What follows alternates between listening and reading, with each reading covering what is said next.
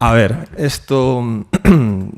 yo soy de historia contemporánea, no soy de vuestro gremio, pero resulta que compartimos algo y es el interés por las formas del patrimonio popular, ¿no? Es curioso que yo para hablar de este tipo de cosas tenga que ir siempre a jornadas o a congresos así de arqueología, ¿no? Porque se ve que la gestión del patrimonio, etcétera, está bastante volcado hacia la área de los arqueólogos, etcétera, ¿no? Durante estos 15 minutos os voy a hablar de lo que estáis viendo ahora mismo, que es que en Galicia, en muchas casas, es un hecho cotidiano, real. La gente musealiza este tipo de tecnología, que es muy concreta, delante de sus casas, en los jardines, en los portales, etcétera, ¿no? No aparece, es muy importante, no aparece en espacios públicos, no aparece bueno, sí, en espacios públicos en los cuales tú pudieras pensar que algún tipo de autoridad, de institución, ha llevado a cabo esa musealización. No, es en las casas de las gentes. Es muy importante señalarlo.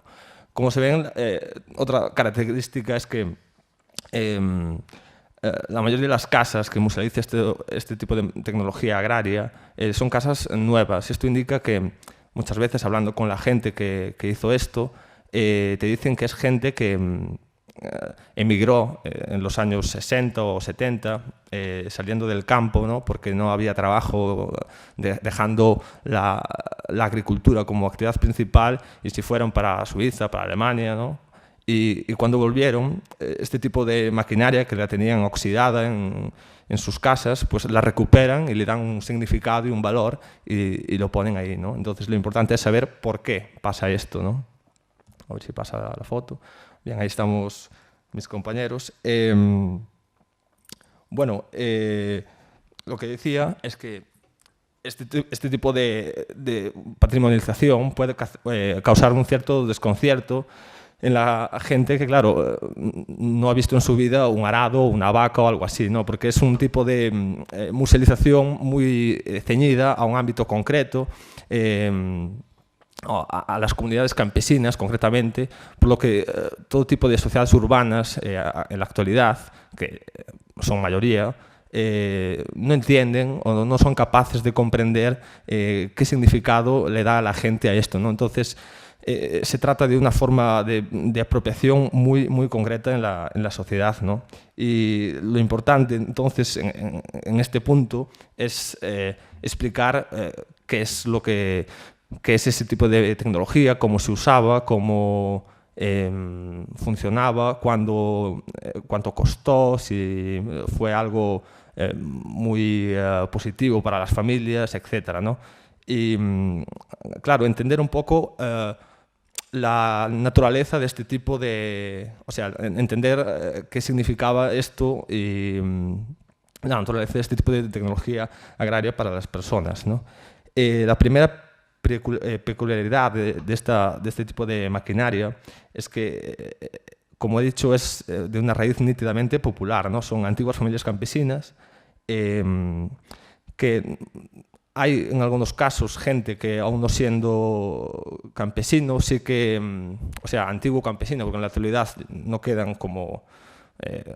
o sea, es difícil hablar de campesinado, tú eres un campesino, no, la gente hoy en día es todo clase media, ¿no? Entonces, lo que se trata es que en el título viene especificado que es patrimonio, memoria e identidad de clase, pero en realidad no es así, es más bien identidad de las comunidades campesinas, porque también hay gente que, aún no siendo campesino, musealiza este tipo de tecnología, pero lo hace porque participaba dentro de las estrechas relaciones de las comunidades campesinas, ¿no? Por ejemplo, el tabernero local, no sé, el sastre, el zapatero, etcétera, ¿no? Entonces, no son etnólogos, no son historiadores, no son instituciones lo que musealizan a este tipo de teología, es la gente, ¿no? Yo conozco solamente un caso en todo Galicia, que es en Santiago de Compostela, o Museo do Pobo Galego, que tiene un arado de este tipo, además, en su museo, pero bueno, es anecdótico comparado con el resto de patrimonio vinculado al rural y al campo de Galicia, ¿no? más peculiaridades de este tipo de tecnología es que no se trata de cualquier tipo de maquinaria o utensilios del campo, ¿no? No es cualquier tipo de apero que pueda tener una familia de campesinos en los años 50, ¿no? Dentro de la estampa típica del patrimonio rural en Galicia, esta es la estampa típica, ¿no? Existen, como veis, la vaca, que es como una forma también de patrimonio, el carro, los trajes, el hórreo, ¿no? El granero típico de Galicia. Y de repente, en medio de esta estampa típica, que nos recuerda a una agricultura antiquísima, ¿no? De un montón de cosas hechas a mano, de artesanía, de canteros, se incluye algo, por primera vez, un objeto de producción industrial, ¿no? El objeto este que os indicaba, ¿no? Claro, aquí hay un contraste brutal, porque estamos hablando de un objeto que, como ya he dicho, de producción industrial que de repente rompe con esta estampa del patrimonio rural en Galicia y lo transforma. Claro, ¿cuál es la diferencia entre este tipo de patrimonio y este tipo de patrimonio? Pues la diferencia es el origen, ¿no? Y en este tipo de patrimonio, yo hace una semana, cuando estaba preparando esta comunicación, me encontré con un cartel de un partido político, Alianza Popular, ¿no? Del inicio de la democracia, y se hacía eco de la definición dominante del patrimonio rural en Galicia. Volvemos al recurrente carro con el granero, que de hecho hay una diferencia. Este tipo de granero es más bien de la zona oriental de Galicia, es muy típico, sobre todo en Asturias, ¿no? Pero no es el clásico gallego, que es este de aquí, el que está a la derecha de todo, ¿no? Hay una diferencia. Entonces, la diferenciación del origen es bastante clara. Se trata de este tipo de estampa que no recoge ningún tipo de maquinaria del siglo XX, ¿no? Como es el tipo de maquinaria que sí musealiza la gente, ¿no? Entonces, ¿qué pasa aquí? ¿Por qué la academia o por qué la etnografía o los historiadores no comprenden? Porque no... O sea, no es que no comprenda, porque claro, yo en sí me podía decir, como ya he hecho la carrera, que soy historiador y estoy hablando de esto, ¿no? Pero me refiero a que no hay una iniciativa desde las instituciones para socializar este tipo de patrimonio, no, lo hace la gente, ¿no? Esto probablemente esté relacionado con la idea del atraso del campo en Galicia. Y es que se da la casualidad de que cuando este tipo de tecnología agraria se estaba difundiendo, triunfaba a la vez una idea de que la agricultura tradicional era un atraso. Había que industrializar, había que desarrollar, había que motorizar el campo, ¿no? Y claro, este tipo de tecnología agraria es un tipo de tecnología agraria que pertenece a la última fase de la agricultura orgánica. Y vosotros diréis, ¿qué es la agricultura orgánica? Bien, la agricultura orgánica es aquella que no utiliza fuentes de energía renovables. Es decir, este tipo de arados eran tirados por vacas, no tenían motores, evidentemente.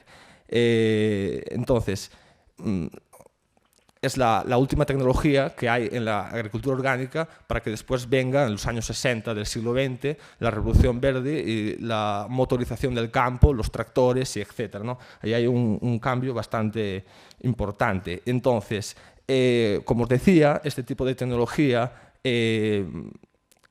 triunfa en el campo, o sea, se comercializa y trabaja en el campo justo cuando los etnógrafos en Galicia trabajan sobre esta idea del patrimonio, ¿no? Una idea del patrimonio que recuerda a una agricultura pero medieval, de hace muchos años, antiquísima, y etcétera, pero no añaden esto de aquí, porque justo pertenecía al momento en el que la idea de la agricultura tradicional, paradójicamente, esto pertenecía a la agricultura tradicional, era un atraso. Entonces había que evolucionar, había que desarrollar, y etcétera, ¿no? Entonces, claro, se puede comprender igual que igual hay una falta de información sobre este tipo de maquinaria, porque, claro, para empezar, esto fue carísimo para las familias, o sea, fue un adelanto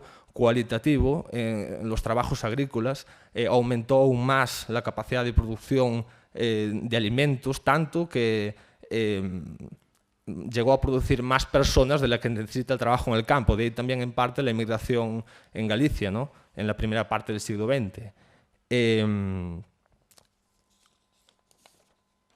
Entonces, como os decía, este tipo de maquinaria nos habla de una memoria, de una identidad, es una apropiación del patrimonio particular de las comunidades campesinas en Galicia, y es curioso porque yo, bueno, por lo menos en España, solamente lo he encontrado en Galicia. Eso también está relacionado con la particularidad de la agricultura en Galicia, que es muy diferente al del resto de España, ¿no? Aunque sí que hemos encontrado en Europa, en esta foto, esta foto es de Devon, en Inglaterra. Entonces, claro, nos habla de que esto puede ser o sea, que no es particular de Galicia, sino que, sobre todo en las agriculturas atlánticas de, bueno, Galicia, el sur de Inglaterra o Irlanda, hay como una conexión en el discurso patrimonial que la gente hace, porque es evidente que este tipo de maquinaria, pues, se musealiza aquí, también se musealiza allá, ¿no? Y, a ver. Bueno, ya para terminar, os quería hablar sobre esta foto, que es muy interesante, porque aquí vemos un claro ejemplo de integración de la estampa típica del patrimonio que os decía, ¿no?, que fue hecha desde las instituciones, desde los intelectuales del patrimonio, ¿no? El hórreo, el pote que está ahí abajo, el negro, etc. Y cómo de repente dentro de esa estampa, ¿no?, la gente musealiza, en ese caso, una escardadora, ¿no? Y claro, esto nos indica que la gente tiene capacidad real para transformar los discursos oficiales del patrimonio, tanto que no tiene ningún tipo de reparo en coger una escardadora de metal y meterla en el medio de algo que nos habla todo de cosas artesanales y etcétera, ¿no? Hay una apropiación, una transformación del patrimonio evidente. Y en esta foto es curiosísimo porque lo encontré en el medio de un supermercado en Santiago de Compostela y claro, es, creo que, bastante significativo, porque vemos como ya empieza a haber una asimilización por parte del resto de la sociedad de un tipo de patrimonio que surge de una parte concreta de ella, porque este tipo de maquinaria funciona como un objeto de memoria, un objeto patrimonial de las comunidades campesinas que hoy día están desapareciendo en Galicia. Sin embargo, como veis en la foto, en un supermercado, en este caso, lo utilizan como un reclamo comercial y claro, es una forma de socialización del patrimonio. Esto indica que ya las sociedades urbanas, que son mayoritarias en Galicia, pues también se apropian de este patrimonio y lo hacen suyo, ¿no?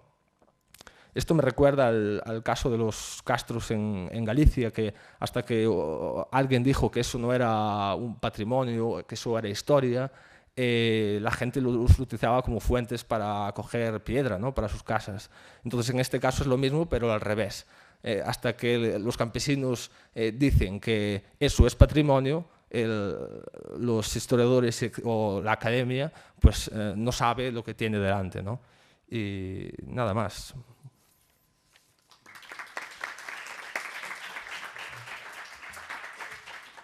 ¿Hay alguna pregunta específica para esta? Sí, Jaime. Sí.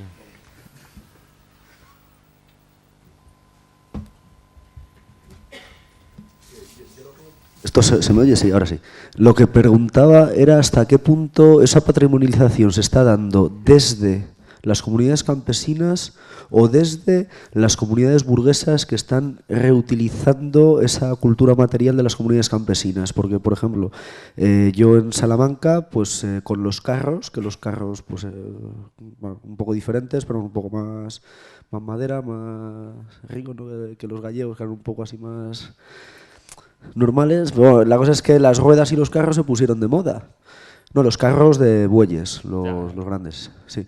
Se pusieron de moda las ruedas porque, exacto, porque los nuevos ricos que habían emigrado a la ciudad, que se estaban construyendo el chalet bien en las afueras de la ciudad o bien ese nuevo chalet en el pueblo, supongo en Galicia pues los indianos cuando venían con todo el dinero y tal, cogían eso como un signo de su identidad pasada, de la identidad de sus padres, de sus abuelos, y lo reutilizaban como elemento de decoración. Entonces de repente carros que estaban completamente abandonados en el campo, medio destrozados, empezaban a cobrar un valor, no sé ya si como patrimonio, pero sino como decoración, ¿no?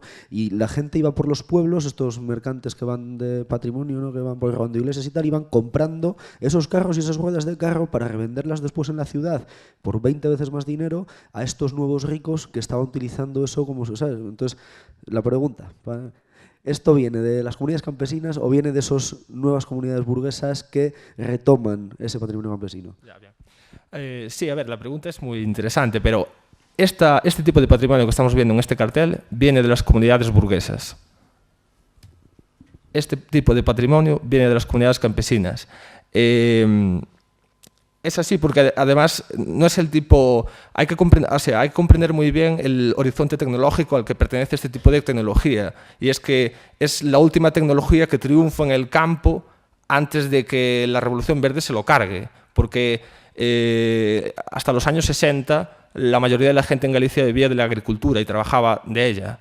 Después de los 60, no, simplemente. Entonces esa gente migra, esa gente vuelve y coge estos objetos que eran de sus padres o en algunos casos trabajaron con ellos cuando eran pequeños y los restauran y le dan un valor. Y entonces, claro, yo entiendo que este tipo de patrimonio tiene un origen de las comunidades campesinas, que hoy en día siguen más o menos, bueno, resistiendo, bueno, no sé resistiendo, pero bueno, siguen manteniéndose en algunos casos en Galicia, ¿no? Y no sé, quiero decir, porque este tipo de patrimonio, aunque la gente también le da el mismo valor, evidentemente, tiene su origen muy marcado en la etnografía gallega de inicios del siglo XX, que con el tema de la industrialización que se estaba empezando a dar, etcétera, se preocupan y dicen que muchas cosas que, bueno, porque de parte está, me acuerdo ahora que, claro, está relacionado con el tema del surgimiento, además del nacionalismo en Galicia, y claro, con la creación de una identidad.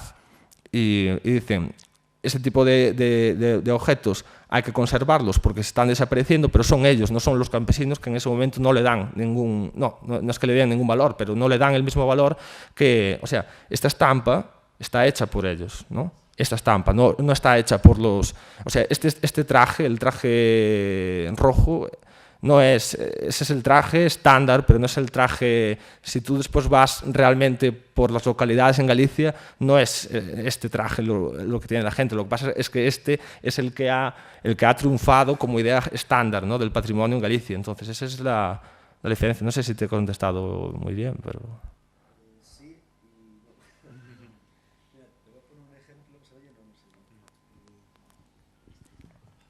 Hola, ahora sí se oye. Te voy a poner un ejemplo, en vez de con los carros, con los trillos, ¿no? Los trillos, no sé si es como una plataforma de madera con lascas de siles que se utilizaba para trillar, ¿no?, en la era después de coger trigo y tal. Bueno, claro, eso es más de campo, de castellano, más que en minifundio hortícola gallego, ¿no? Bueno, el caso está en que pues mi pueblo, pues todo el mundo tiene un trillo. Mi madre trillaba, yo no llegaba a trillar porque mis abuelos ya se quedaron solo con animales y luego se fueron a Madrid a cuidarme a mí, pero vamos, estaban en casa y todos los conocíamos y se han estado utilizando pues hasta los mediados de los 80 por ahí. Nadie le daba un valor a eso hasta que alguien vio un trillo en una tienda en la capital y dijo, coño, si están vendiendo esto Y ahora se hacen mesas, los cuelgan en las paredes cuando se hace la casa nueva y se hace una bodeguita, ¿no? Entonces, eso es a lo que me refiero, o sea, hasta qué punto sí que surge de ellos, porque ellos son esas comunidades campesinas que ya no se dedican a, pero que se han dedicado, si no ellos sus padres, ¿no? Pero esa patrimonialización no surge de ellos, sino que surge de esos otros de la ciudad. No sé si Porque lo han visto en la ciudad, dijiste, claro. Sí, a ver, hoy en día si vas en Santiago de Compostela, aparte bueno, es evidentemente ya hace 2 años que yo le saqué la foto a ese arado en el Carrefour, fue. Perdón por la publicidad. Sí, a ver, es que está apareciendo musealización popular en zonas públicas o en zonas urbanas, ¿no? Pero yo aseguraría que eso no es su origen, porque eso es lo más contado actualmente, o sea, es un punto, es otro punto, no hay... O sea, la mayoría de la musealización se producen en casas así, de este tipo, ¿no? No se producen... En el caso del arado de Devon, en Inglaterra, esto es igual no se aprecia muy bien, pero es una especie de plaza, ¿no? Y es importante marcar la diferencia entre musealizarlo en el medio de una plaza, porque parece que como que tiene el apoyo ya de la comunidad y la comunidad está... Claro, sí. Claro, bien. Explícalo. Y entonces eso es la diferencia, ¿no?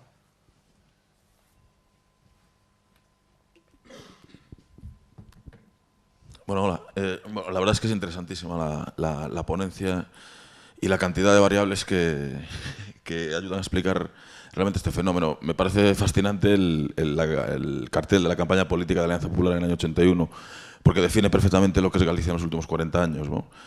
Y realmente, bueno, a mi modo de ver, aquí inciden bastantes cosas. Por un lado, lo que comentabas, la visión de la etnografía tradicional gallega, y tenemos que ver la transición democrática.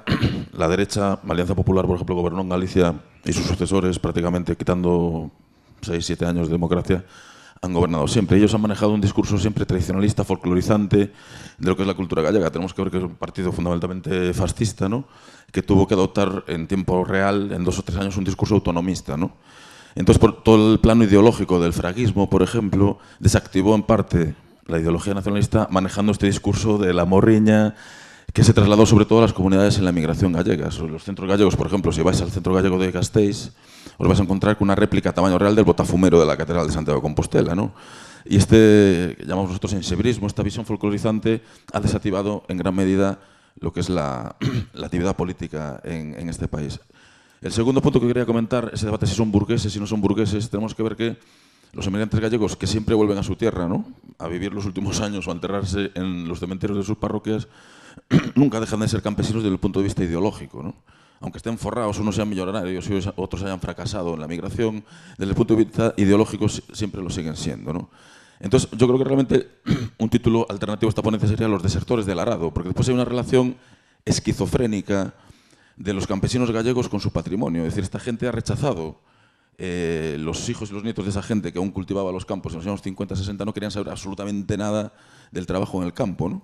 Y después, cuando vuelven, recuperan de una manera, sí, realmente musealizan ese patrimonio que para ellos es un patrimonio totalmente traumático, pero que ahora con él decoran sus viviendas. Y estoy hablando de mi propia familia, ¿no? El símbolo del progreso y la modernidad en los años 70 era montar un baño, porque no un baño urbano, siguiendo los modelos urbanos, y crear un salón comedor que solo se utilizaba el día de la fiesta parroquial y en el cual pues, se colgaban pues, los títulos universitarios, si es que los había, los trofeos de los torneos de fútbol sala, la cabeza del jabalí de un trofeo de caza, etcétera, etcétera. En eso incluso hemos sido aculturados nosotros, ¿no? Y ese modelo en los años 90, sí, finales de los 90, principios de 2000, esos salón comedor han sido abandonados y la gente lo que hace es, en los garajes y en las plantas bajas, ponen una chimenea francesa y empiezan a decorar las paredes, ¿no?, con este rollo neorrural, pues de antiguos ingenios para cultivar el campo o trampas que ponían ellos cuando eran niños a los pájaros, etcétera, etcétera, ¿no? Entonces, en ese sentido, es un fenómeno bastante multidimensional, pero nos habla realmente de una sociedad traumática que ha sufrido el trauma de la emigración y una sociedad que en los años 60 destruyó su manera de construir el paisaje cultural realmente, ¿no? Entonces es una relación ambivalente. Nosotros tenemos experiencias y ya acabo en excavaciones arqueológicas con paisanos que han destruido sistemáticamente el patrimonio arqueológico. Por ejemplo, en la zona de Alanzada había un paisano que destrozó pues, tumbas galaico-romanas, lo que fuera, allí en el solar de su casa para montar un hotel, ¿no? Y en cambio decoró el hotel con fotografías antiguas de Alanzada, ¿no? Y él dice, no, es que como lo antiguo no hay, ¿no? Y es muy bonito esto de recordar los tiempos antiguos. O otro paisano que destrozó un pazo, ¿no? Y tenía pánico que vinieran los de patrimonio y todo esto, y después manejaba este discurso, precisamente así como de qué bonito lo antiguo, ¿no? Entonces, bueno, yo creo que hay mucho también de ideología y de política. Y realmente no hay una concepción burguesa, ¿no? En la recuperación de estos elementos, ¿no? Hay casas rurales en Galicia o hay sí, clases medias altas en las ciudades que se montan una segunda residencia y vale, pueden manejar este cierto fetichismo y tal, ¿no? Pero yo creo que la clave de lo que planteabas tú es que realmente esto está hecho por campesinos postmodernos, ¿no? Sobre todo jubilados, que siguen siendo ideológicamente campesinos, ¿no? Y esta cultura material les vale como referente identitario, pero ha sido un patrimonio del cual no han querido saber nada durante décadas porque les recordaba lo peor que le podía pasar a una familia, ¿no? Que era emigrar. Claro, pero el tema es también analizar que existe o que existió, bueno, que sigue existiendo, un discurso que también se le está dando a los campesinos, que no surge de ellos necesariamente. Me refiero, por ejemplo, al atraso político al atraso económico de Galicia, de Xosé Manuel Beiras. Ese libro cala en la sociedad y le dice, Galicia está atrasada, el campo está atrasado. ¿Cómo que está atrasado? Porque la agricultura a la que pertenece este tipo de maquinaria tiene los índices de productividad más altos de toda España, directamente. Y este tipo de maquinaria que se compra en las décadas de los 10, 20, del inicio del siglo XX, es cuando además el campesino gallego conquista la propiedad de la tierra completa y derrota a la fidalguía, ¿no? que acaba huyendo a Madrid. Y entonces existe un discurso que se le da. Entonces eso de desertores, claro, ellos desertan, pero también habría que saber si desertan porque en ese caso lo que pasa es complicado hablar así porque claro, tú puedes caer en diferentes interpretaciones. Porque, igual le estamos dando mucho valor también a que esta gente acepta lo que les dice, ¿no? Entonces, si hay un discurso de esto está atrasado y no se le da valor, no se musealiza. Entonces, quien lo está musealizando es la gente. Entonces, hay una diferencia de percepciones del pasado, ¿no? Bueno, es interesante también lo que comentabas, por ejemplo, los tractores, ¿no? El mayor número de tractores que en España, creo, de los años 60, 70 siguen en las casas gallegas. Un gallego no se deshace del tractor ni aunque le maten, ¿no? Incluso con la crisis económica han vuelto a salir los Ebro amarillos, aquellos míticos de los 70, ¿no? Y también es un símbolo precisamente de esta tercera onda, podemos llamarle, ¿no? En el mundo rural, ¿no? Entonces esta cultura material por eso me parece tan interesante, ¿no? Que va un poco más allá. Hombre, yo tampoco le llamaría musealización, bueno, podemos entrar en muchísimos debates, pero yo creo que nos habla mucho más de la ideología campesina del siglo XXI, de una sociedad traumatizada, ¿no? Que de un cierto proceso de musealización de esas supuestas clases campesinas que vencieron a la hidalguía. Yo eso no lo comparto, evidentemente, ¿no? Pero tampoco lo veo como una maniobra de resistencia contra nada, ¿no? Me parece que es un recurso como mnemotécnico, ¿no? de una memoria familiar que en gran parte han recuperado los nietos, ¿no? Y nuestras generaciones, y no ellos, ¿no? Mi madre, por ejemplo, todo esto del pote gallego y todo esto le encanta, bueno, pues decora la casa con ese tipo de cosas, ¿no? Pero tampoco hay un discurso político detrás de eso, ¿no? No, bueno, yo no quisiera... No digo que lo digas tú, estoy comentando. No, claro, no creo tampoco que haya un discurso político, pero es evidente que hay gente que sí lo hace, la Alianza Popular.